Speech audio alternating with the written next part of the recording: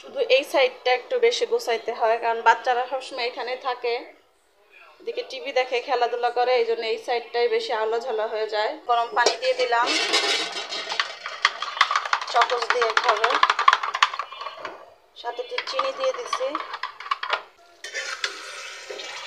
এখানে আমি রান্নাটাও বসাই দিছি, রং চা বসাই দিলাম, একটু রং চা বানায় নিব। আর এই তো এদিকে ওর বাবা পুরি নিয়ে আইছে, গরম গরম। সকালবেলা আমার ঘরের এই অবস্থা, আমি এখনো কোনো কাজই শুরু করি নাই, সব কিছু আলোঝালা করা। এই যে এখানে আমার ফারিক কাপড় চোপড় চেঞ্জ করে রেখে গেছে, ওই স্কুলে গেছে, সব কিছু ছড়ান ছিটানো আছে ঘরের। এই যে এখানে আমি কাপড় উঠায় এনে রাখছি, বারান্দায় যে কাপড়গুলি ছিল। সামরিন এখনো ঘুম। আর এই পাশ দিয়ে দেখেন আমার রান্নাঘরের কি অবস্থা। এখানে আমি একটু বটবটি সিদ্ধ বসাই দিছি, একটু ভর্তা করব। তারপরে এখানে আমি মুরগি ভিজাই নিছি, আলু কেটে নিছি, রান্নাটা বসাই দিব। তার আগে আমি ঘরটা আজকে ঝাড়ু দিয়ে নিব, ঘরটা পরিষ্কার করে তারপরে রান্না বসাবো। এই পাশের ঘরের এই অবস্থা, যে ওখানে আরবি পরে প্যান্ট খুলে রাখছে, এদিকে পড়ার টেবিল, বারান্দাও ধুলা দিয়ে ভরে গেছে। আজকে ঘরটা আগে পরিষ্কার করব, পরিষ্কার করে তারপরে রান্না বসাই দিব। সামরিনের জন্য একটু দুধ বানাই নিচ্ছি, হালকা কুসুম গরম পানি দিয়ে দিলাম, চকচ দিয়ে খাবে, সাথে একটু চিনি দিয়ে দিছি। মগের ভিতরে দিলাম, তাহলে নিজে নিজে হাত দিয়ে খাইতে পারবে, নাহলে আমার খাওয়া দিতে কিনবো না। আমু রেডি, অল্প একটু খাইতে হবে। ছিঁড়ে দিব, প্যাকেটটা ছিঁড়ে দিই। কেমন করে রয়েছে বাবা, এটা কাছে নাও, তোমার কাছে নাও, সব দিও না একসাথে, সব খাইতে পারবে না তো, তুমি অল্প অল্প করে দিয়ে খাও।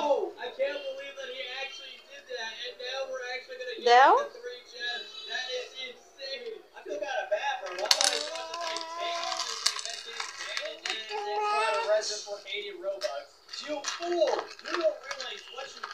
নাও খেয়ে নাও, আমি আম্মু যাই, হ্যাঁ তাড়াতাড়ি খাও। আচ্ছা ঠিক আছে। ময়লা দিয়ে ডাস্টবিনটা ধুয়ে বারান্দায় রেখে দিয়েছিলাম, পানি ঝরে গেছে, একদম শুকাই গেছে, রেখে দুই জায়গায়।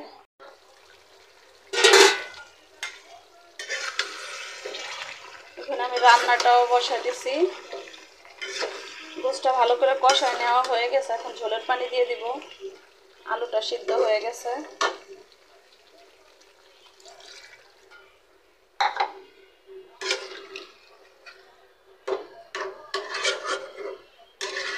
নামানোর আগে একটু জিরার গুঁড়ো দিব, তারপরে নামাই নিব। তরকারিটা হয়ে গেছে, উপর দিয়ে একটু জিরার গুঁড়ো আর গরম মশলার গুঁড়া দিয়ে দিছি। একটু গরম পানি বসাই দিছি কাপড় ভিজাবো এই জন্য। আর এই যে সব কিছু রান্না শেষ, রান্নাঘরটাও গুছাই নিছি। আর সামদিন যে নাস্তা করছে ওটা এখন ধুয়ে রেখে দেবো।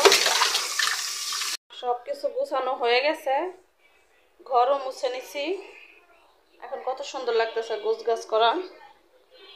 তো আবার পুরো ঘর মুছলাম, বেসিনটাও ধুয়ে নিছি। আর এই ঘরটা তেমন গুছানো লাগে না, কারণ এই ঘরটা গুছানোই থাকে, এই ঘরে শুধু ফারিক পড়ে, এই জন্য এটা গুছানোই থাকে। শুধু এই সাইডটা একটু বেশি গুছাইতে হয়, কারণ বাচ্চারা সবসময় এখানে থাকে, এদিকে টিভি দেখে, খেলাধুলা করে, এই জন্য এই সাইডটাই বেশি আলোঝালা হয়ে যায়। আর এখন এই কাপড়গুলি ভিজাবো, ভিজায়ে তারপরে সামরিনকে গোসল করাই দিব, তাহলেই শেষ। এই তো ফারিক আসছে টিফিনে।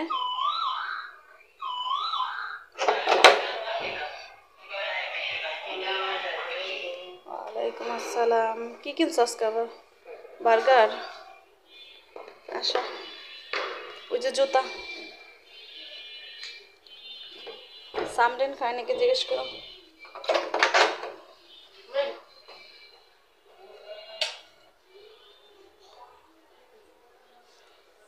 খাও, খাইলে শুধু রুটি? আচ্ছা, খাও। তুমিও খাই নাও। চুলায় রং চা বসাই দিলাম, একটু রং চা বানাই নিব।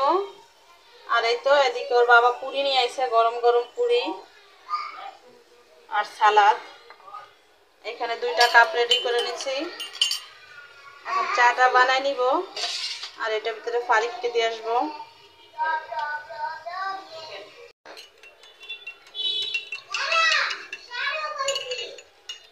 ফারিক, আর একটা নিলে কিন্তু নিও, খাইয়ে দেখো, যদি ভালো লাগে তো আরো একটা নিও।